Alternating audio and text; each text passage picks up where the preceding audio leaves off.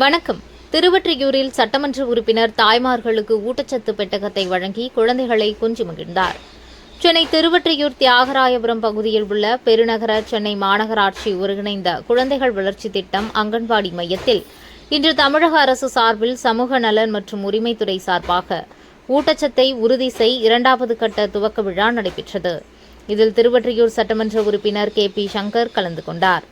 சட்டமன்ற உறுப்பினருக்கு அங்கன்வாடி பள்ளியில் பயிலும் சிறுவர் சிறுமியர் ரோஜா கொடுத்து வரவேற்றனர்.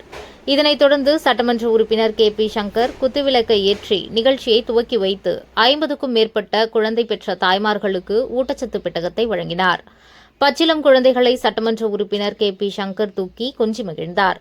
இதனைத் தொடர்ந்து பேசிய சட்டமன்ற உறுப்பினர், கழக ஆட்சியில் குழந்தைகள் ஊட்டச்சத்துடன் வளர தமிழக முதல்வர் மு.க.ஸ்டாலின் பலகட்ட நடவடிக்கைகளை எடுத்து வருகிறார் எனவும், இந்த குழந்தைகள் நாளை திருவொற்றியூர் பகுதிகளில் பெரிய அதிகாரிகளாக வர வேண்டும் என்று பேசினார்.